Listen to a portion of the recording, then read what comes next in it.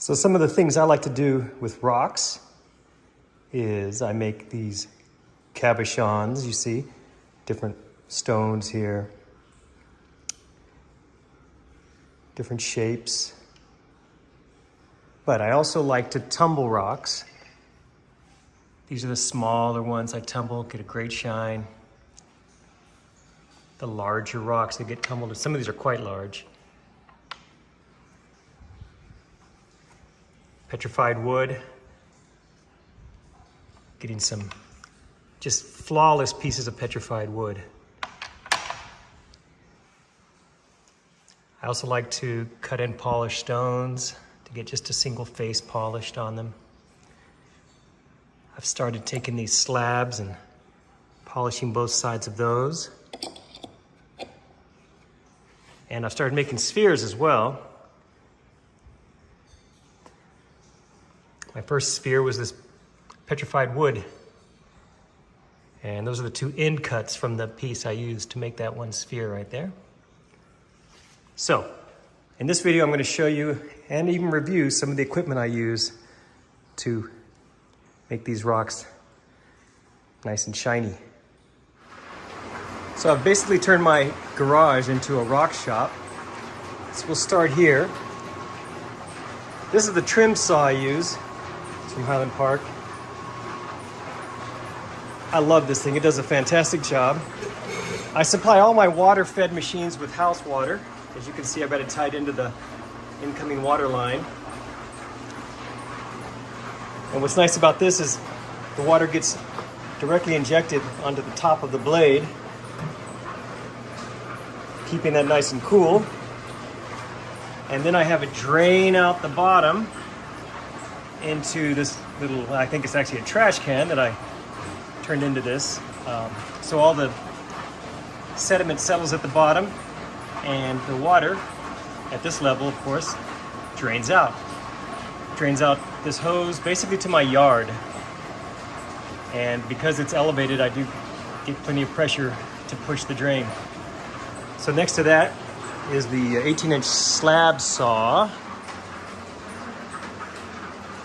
This is the second one of these I had. I bought an old one off of Facebook, probably from the 1960s, which was great.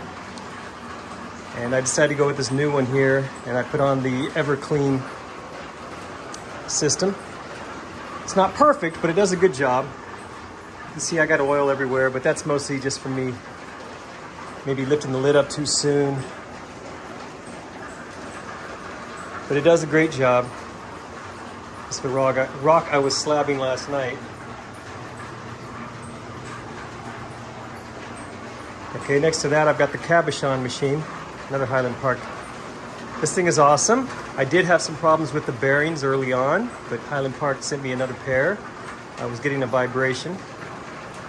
I went ahead and put the big centered wheels in the middle, the 80 and the 220 grit, because they are so heavy. Even though that is a very, very thick arbor and a 1 horsepower motor, I just felt like it was better to have those closer to the bearings. My wheels are getting a little worn, but I've got replacements I can put on and ready. The key here is good lighting, so I've got a light shining from there. I've got lights coming from above. And I've got this magnifying light to check on everything. I also have the unit elevated and angled back, which helps the drain. Speaking of the drain, for all the machines on this side, they all drain into this bucket, which is very similar to what I showed you for the PT. And then there's a, let's see, a drain that takes it outside. And of course the heavy stuff settles in the bottom. Now at some point I will have to empty those out, but that's a ways off. I'm also using this, it's a blower, to dry my stones between the stages, and I control it with this little foot switch down here. Very simple to wire that all together. So I just step on it and away we go. Next to that we've got, this is basically my polishing station, another Highland Park system, a wet belt sander. Oh, I can't get the words out today. Also fed with the house water. By the way, as that machine was fed with the house water. So it's fed with house water. That's an 8,000 grit belt right there. And then on this side I have the leather pad, which I have cerium sprayed on it when I use it. Next to that we've got the Covington Flat Lap. Once again fed with the house water and drained into that bucket. Next to that we've got this is the Diamond Pacific 18-inch Vibratory Lap, which I really like. There's a second plate that I can stack on top of this one to polish and grind at the same time, but I don't do that kind of volume, so to me I'm only ever going to use one at a time. Now the key with these things, as anyone knows who's ever used a vibratory lap, you've got to keep the moisture level just right on these things, especially in the coarse grit stages. So I use this to do that. It's an infusion pump from a hospital, but I can very precisely control the flow, the drips of water that go onto this thing. And I can let it run overnight or a couple of days with the coarse grit, maintaining just the precise drip to keep it from getting too wet or too dry. Next to that is the Highland Park Spherical machine. Very simple design. Got the 3 motors. Got a simple drip system here. And I keep these bungees on to prevent it from falling back. They're all just hinged. And then I have this larger inner bucket, or I should say larger outer bucket, prevents these from slamming into each other. So this works out really well. And let's go over here. I also have a 16-inch vibratory Covington flat lap. But I never was able to get this thing level. I tried everything I could think of, and I always had issues with that. That board that I currently have it mounted on, underneath that I had leveler feed. Everything I tried, I could not get that to work. It still works. I've done lots of stones with it, but I've moved on to this one. This one I feel like is just a much better design. It's perfectly level. It is, well, it's 3 times the price, so it should be a better design, but it really is nice. Before I get to the tumblers, let me go over here. Whoa!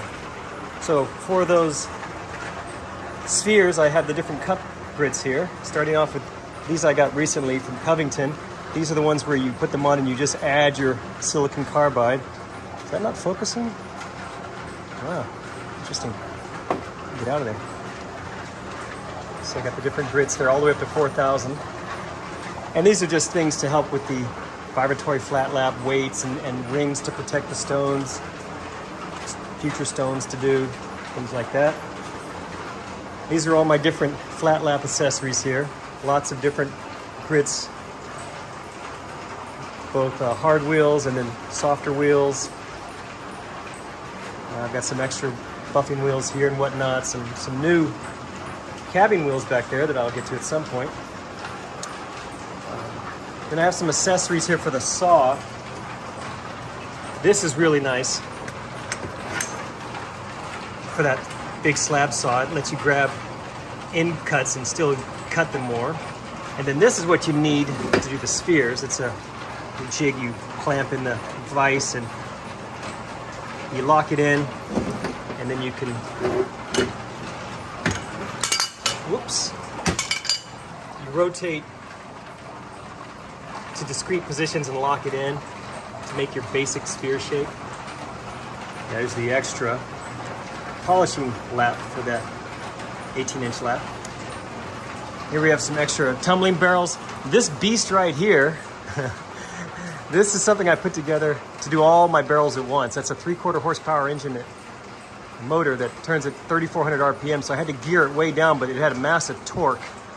And I could do 20-pound barrels, 12-pound barrels, 6, 4, even the 3-pound barrels you'll see on the other side there. But it was so noisy. That motor was very noisy. I decided to stop using it.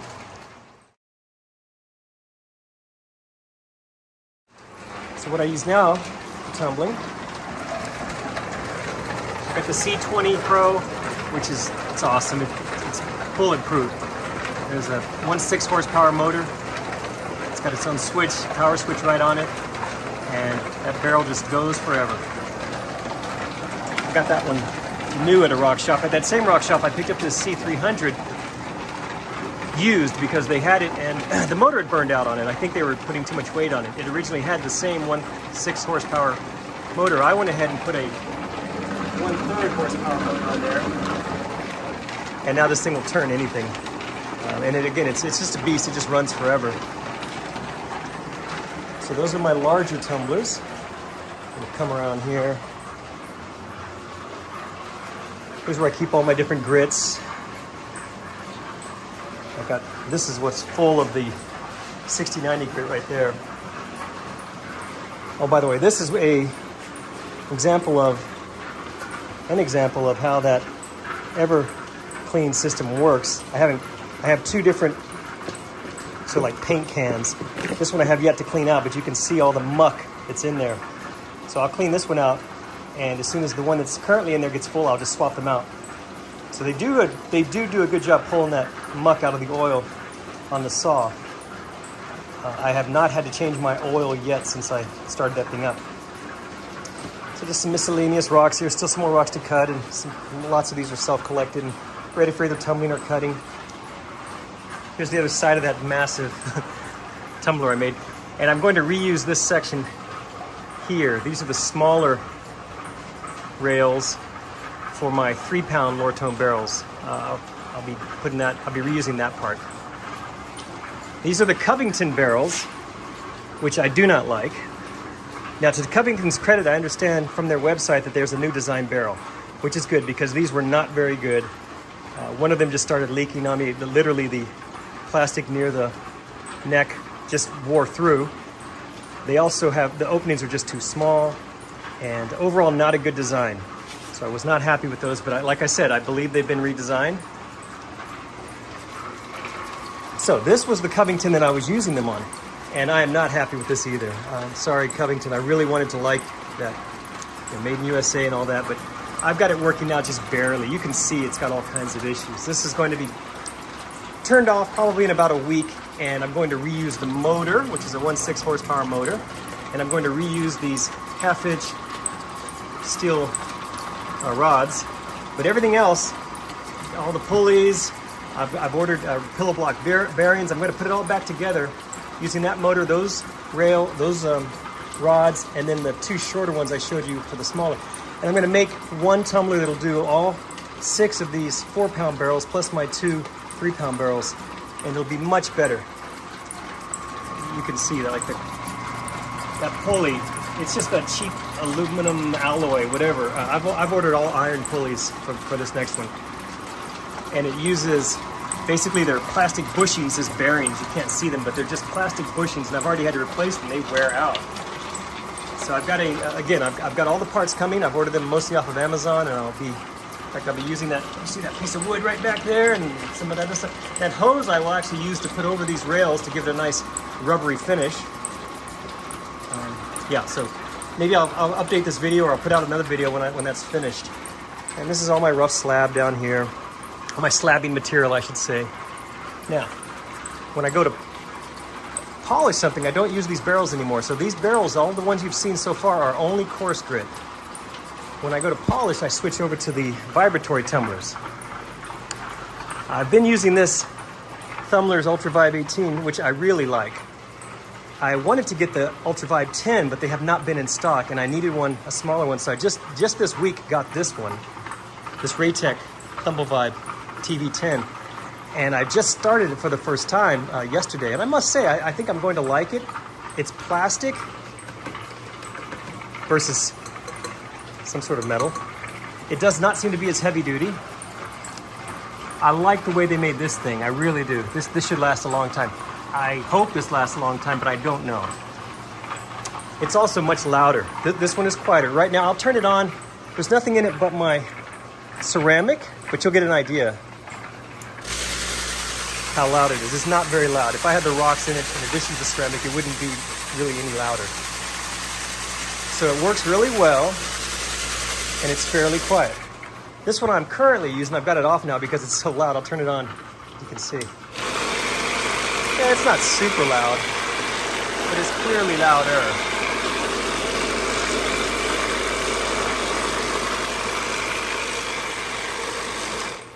I think it has much stronger action. I let it run overnight, and this morning it had dried up, which this one never did. So now I know I need to add more water, and it's probably because two things. Number one, I noticed it gets warm down here versus this one. So you've got heat that's going to help evaporate the water. And number two, it seems to have a much stronger vibratory action, which is a good thing. I'm going to try just one day on each of the stages and see how it works out. I think that might work out just fine. Then, of course, the Diamond Pacific Mini Sonic. This was my first vibratory tumbler. I really like this thing. It does a great job. For small loads, you can adjust basically the speed of the action.